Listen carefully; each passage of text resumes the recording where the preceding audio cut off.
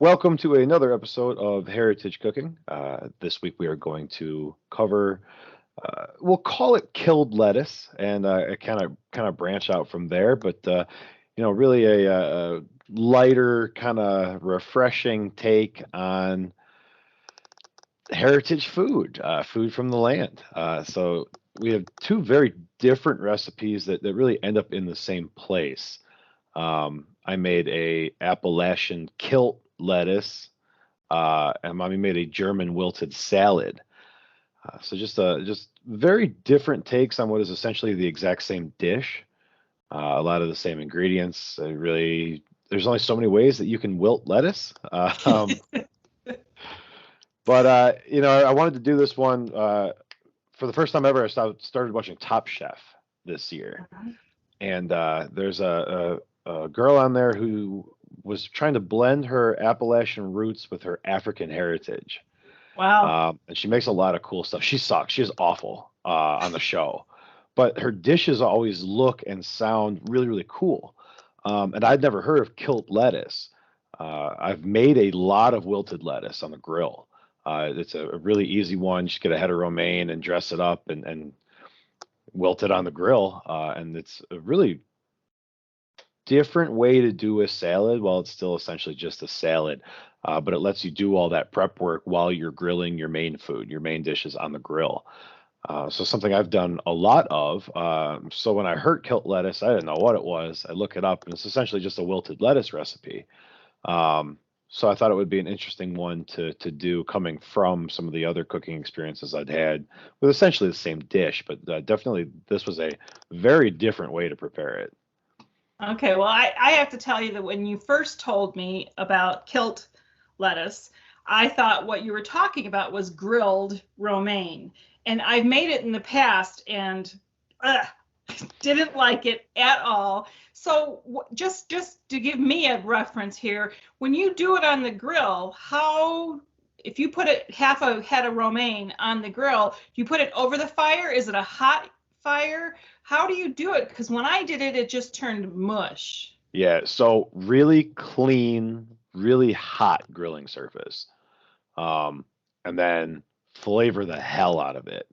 Because then Okay. even if you overcook it a little bit and it gets mushy, or if you burn it, it's still gonna have those other flavors in there.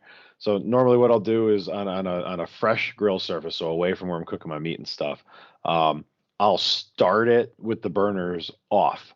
And then when the meat is coming off the grill, I'm gonna turn those burners all the way up and get the grate as scorching hot as I possibly can, and then back it to like a medium heat.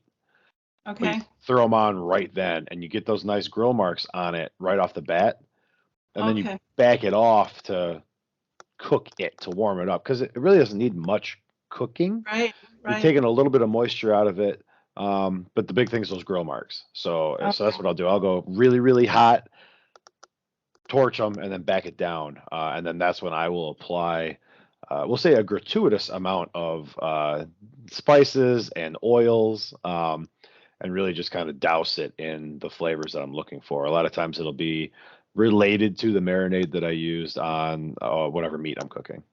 Okay. Do you turn it over or do you just keep it cut side down? I'll cut them in half. I'll start them on the top side and then let them finish on the bottom side. So you get those nice crisp grill lines on the fluffy part of it, on the leafy part of it, and then I'll cook it on the bottom. The top and bottom, I don't get it. No, So all right, so the I, cut I, I side? I cut it long ways, right? Yes. What are the kids? Hot dog style. Okay. And then I'll start it on the leafy side down. So leafy side being the back, the not cut side. Correct. Okay. Get that nice grill mark on it, then turn it over because it's in all the leafy side. That's where you want all the oil and all the flavorings and stuff to go. If you do it the other way around, it'll sit on top of that surface, but then when you move it, it's all going to fall off. So I've found it just Right. easier to plate if your flat side, your cut side, is the side that you are not prepping and not putting on a plate, Okay. or not putting Okay. plate side up. And then when I did it, I took it off with the tongs and it literally just fell apart. So should I have done it with a spatula? Yeah, I'll usually use either a spatula or my really long Mhm. tongs, my grill tongs. So it Because really holds the whole yeah, you thing. can grab the whole thing and kind of just lift it up. Okay. All But right. And I do have a long spatula that I'll use when I can't find the tongs. okay. And maybe a clean grill would be helpful too. Yeah, normally I'm anti cleaning the grill. I like to have all that char and seasoning on Sure. there.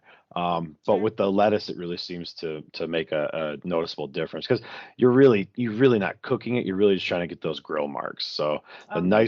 the nicer your surface is, the better those grill marks are going to be. Okay. And then But do you have to serve it right away, or does it continue to cook? Because mine was just mush. It didn't work. So what did I mean, do you serve it immediately so yeah, it comes off the grill as soon as your steak is ready, but your steak waits 5 minutes or what? so I'll normally, like I said, I'll do it on the non-heated side of my grill, like as the meat's finishing. So Okay. say it's steak, the steak will come off. I'll plate it, Uh-huh. let it sit right for. I don't know, I usually let my steak sit for about 3 4 minutes. Okay.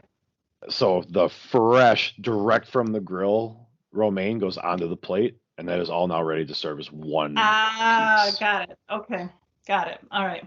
Okay, so now this recipe that we did this week, you did a kilt salad, kilt Yes, lettuce. yes. Now, you spelled Let's it call it kilt K, lettuce.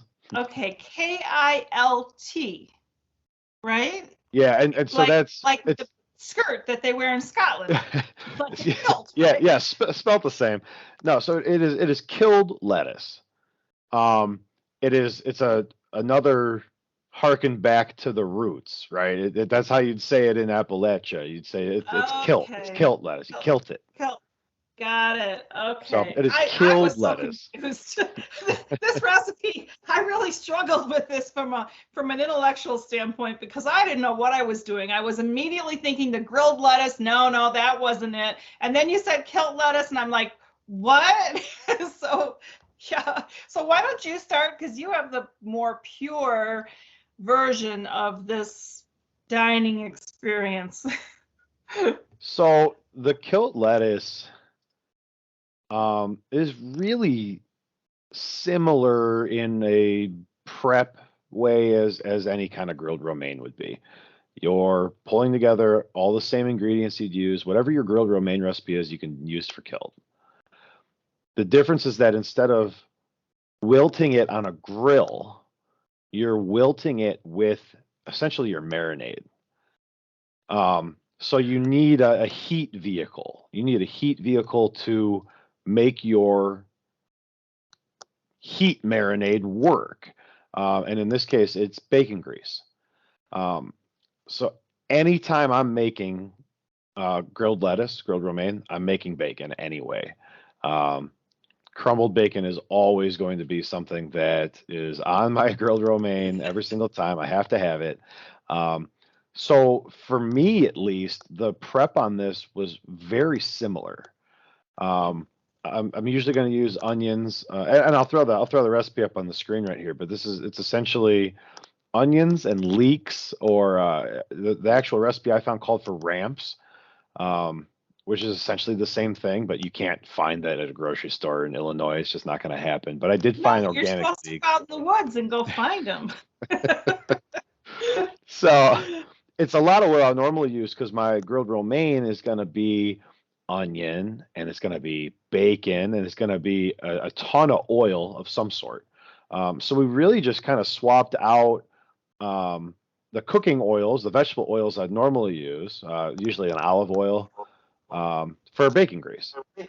Okay. That's really the swap that was made there.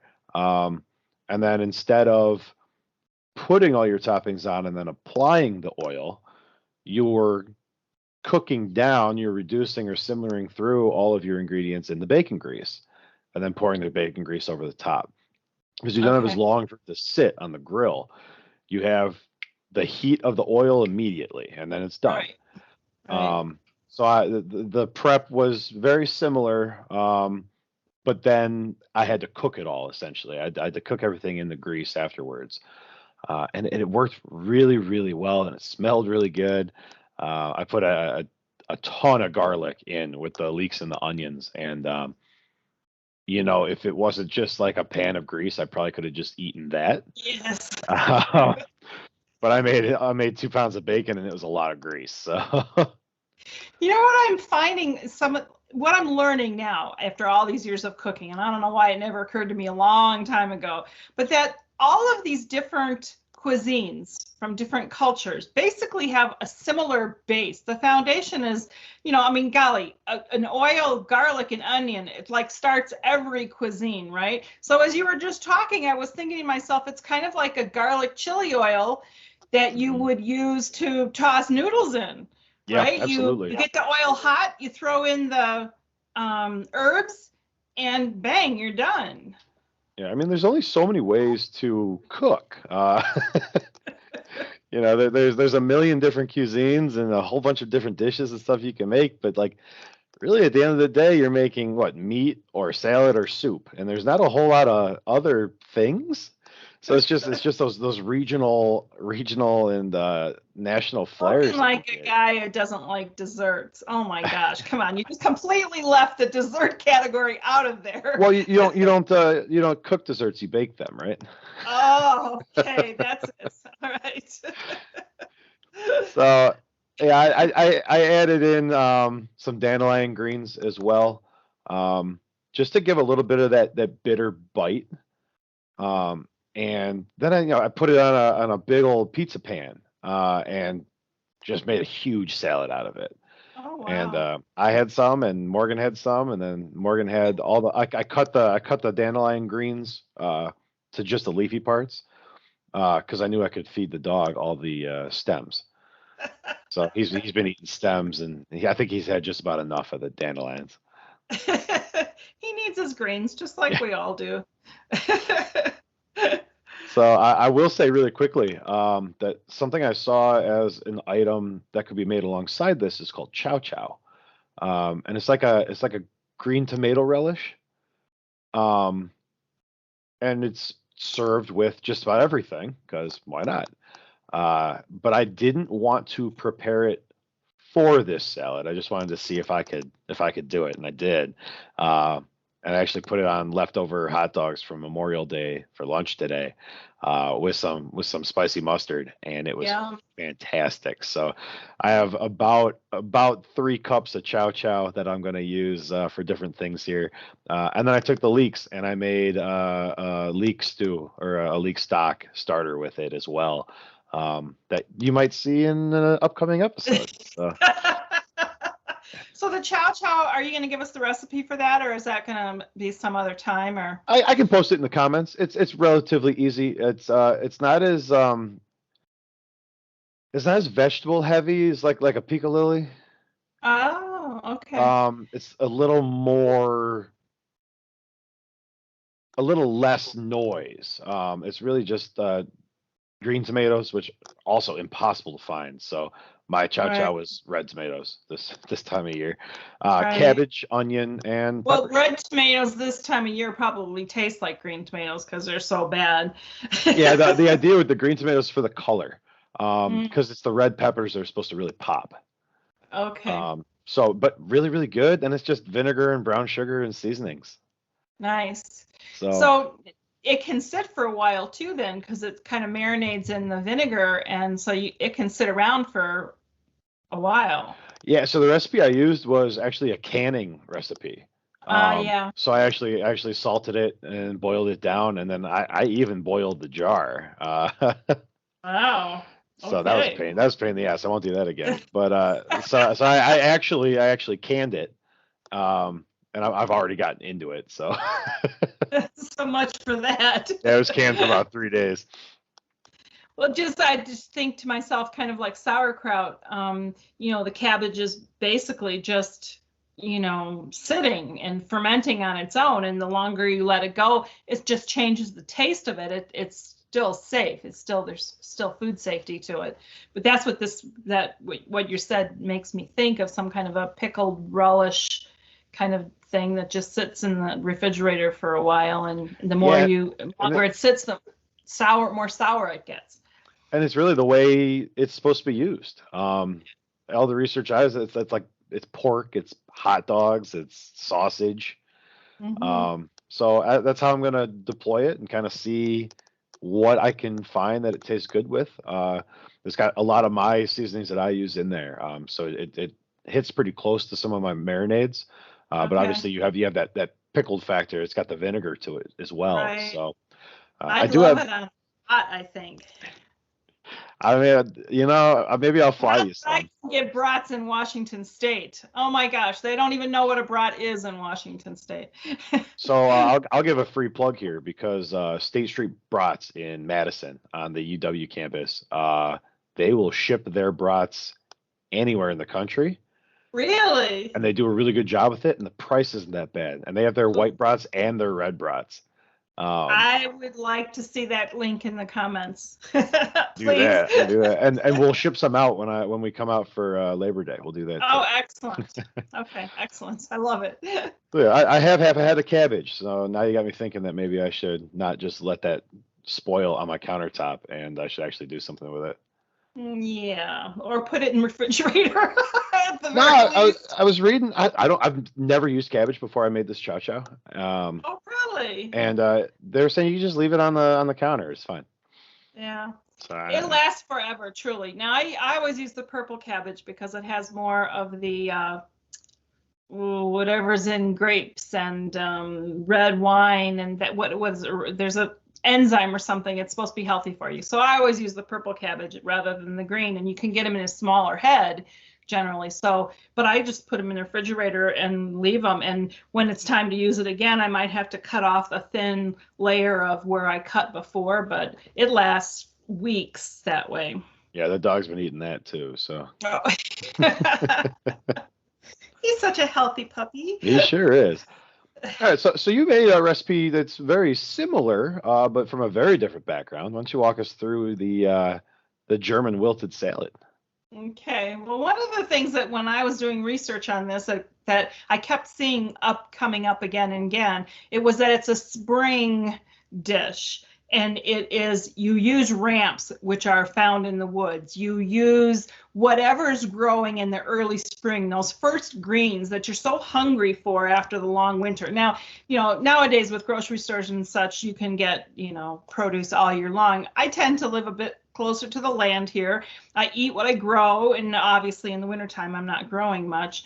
And so I went out to try to find, stuff in my woods, but I live on the side of a mountain which has no dirt, so I didn't find much. I was looking for something called miner's lettuce, which grows here, and it's an early spring, and they call it miner's lettuce because it's something that when people were out here in the West mining, it was one of the first greens that they could get a hold of. It's very high in vitamin A and vitamin C.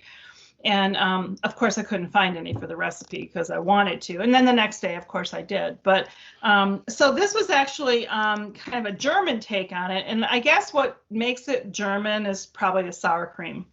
It's really, again, all these cuisines really are very similar. It's just perhaps what is local to a culture that they use in their recipes that makes it distinctive.